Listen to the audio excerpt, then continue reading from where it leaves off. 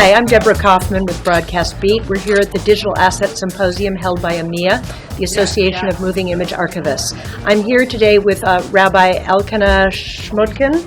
Did I pronounce that correctly? Good job. Excellent. Thank you very much. Well, you know, I'm a member of the tribe.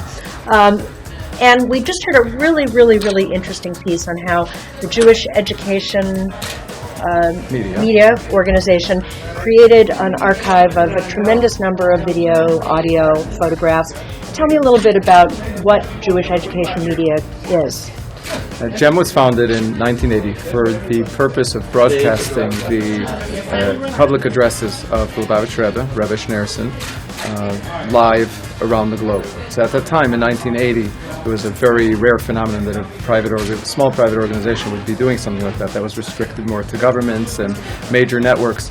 But the Rebbe himself, kind of very unique for a Hasidic Jewish leader, he always encouraged embrace of technology. You know, there are many people who are saying technology is a bad thing. You could do bad things with radio and television, and you know, so we should shun it. But the Rebbe was very much of the opinion that the technology is neutral.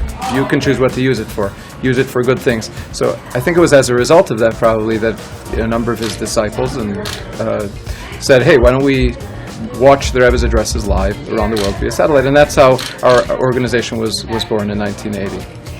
You talked a little bit about this satellite network you formed that was really quite awe-inspiring. I knew nothing about it. Can you tell us a little bit about that? Well, basically, you have to imagine the scene, and we put up a picture there during the presentation.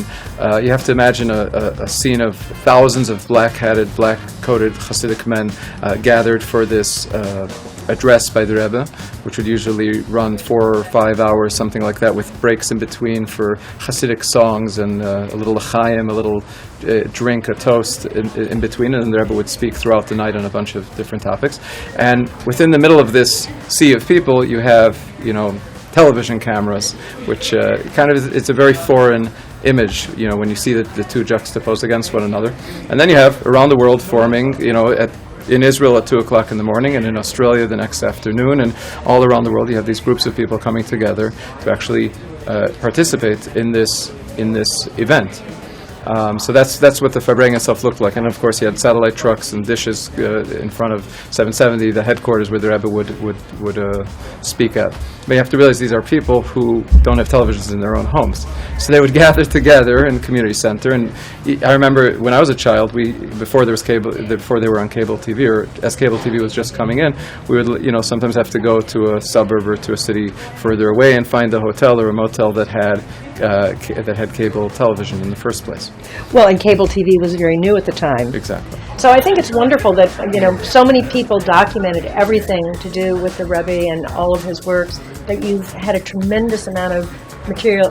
Can you talk a little bit about the scope of the material that you do have? So it's interesting. It's the first time in Jewish history that the life and times and teachings of a Jewish leader were recorded in audio and video. So we're pushing the envelope here from a technological perspective as well as from a religious perspective, and that's very interesting. That's challenging. And the material encompasses the core material, these broadcasts, which are the Rebbe speaking on a whole host of topics, from current events in the news to a Talmudic dissertation to something about the portion of the week and maybe how they all come together. In addition to that, we have beautiful old films starting from as early as 1929 in 16mm and 8mm of individual events photographed by either photographers on their own or by even private individuals who slowly but surely we've compiled into this massive archive of material, you know, that's kind of all in a uniform setup, and it's accessible by scholars and by our team, and with God's help eventually much more widely even than it is today. I think it's interesting how you said that Shlomo is the main archivist, is that correct? Mm-hmm. How his job has gone from being a guardian of these materials to being an enabler for people to access them. Can you talk a little bit about kind of this decision to go from, you know, looking inward and guarding it to making it available to everyone? Well, I mean, there's no good reason to guard it. If the material is there and it's something that people can learn from and can inspire them, we see it as our responsibility to get it out. Now, obviously, an archivist, his primary and foremost job is to make sure that the material is safe, that nothing bad is happening to it, and that it'll be here tomorrow and next year and in 10 years from today. So I think this is not even so unique to us, but I think across the world, archivists used to be, okay, their primary goal is making sure it's here for the long term. Pushing it out the door is not really their big thing. So they're guardians, whereas today, the material is accessible, the archive itself is accessible to every researcher, and sometime soon, God willing, it will be accessible to people in their own homes. So the job of the archivist is more facilitating, making sure that they can find what they need, that things are working properly, and that they're able to, as easily and as quickly as possible, push the material through to the people who need them. And how much new information, how much new data, video, audio, photographs are you adding every year? Ooh, that's a good question. Hundreds of hours of HD interviews. Let me think about that for a minute. Hundreds or thousands? No, hundreds of hours of HD interviews that we're doing every year. As well, right now we've only scanned 130,000 of our collection of our photographs. We have another 270,000 negatives that we're scanning in high res ahead of us, as well as collections of films and video that we're still combining and absorbing into the archive.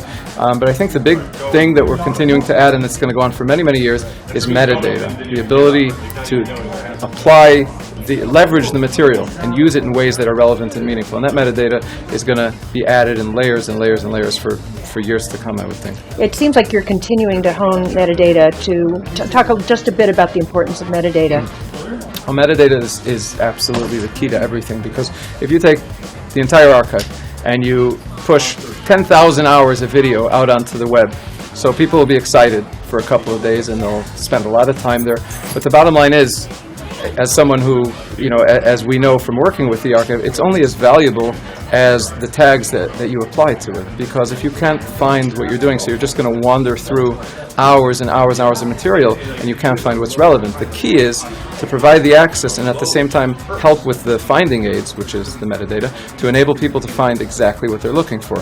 So that's, between the app and the different platforms that we have, we're continuing to fine-tune the metadata structure so that it will best suit the needs of people who are searching for these materials, whether it's researchers in-house or people on the outside who are trying to find something of interest to them.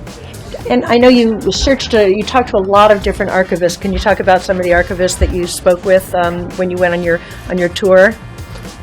Now I need to think. It was a long time ago. So I can tell you what institutions we were at. Well, you went to, you said CNN, yes. We were at, our research took us to a bunch.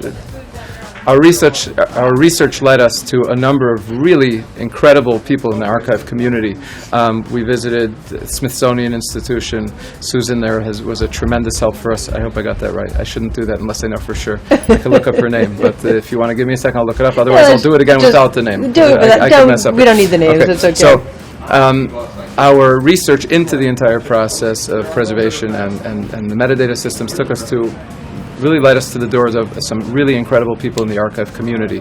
The Smithsonian Institution was beautiful. They threw their doors open and very patiently showed us everything about their process and their decisions throughout the preservation process. The United States Holocaust Museum, Fox News, CNN, Major League Baseball. Really, we were to a number of the beautiful, really premier archives, and they were very gracious with helping us, and that really contributed a lot to the project because we were able to learn from other people's decisions and their trial and their errors, their successes and their failures, to enable us on what was really relatively a very small budget to be able to take our materials and save them and preserve them. Well, it sounds like you're well on your way to becoming your own premier archive for a lot of people in the public to use.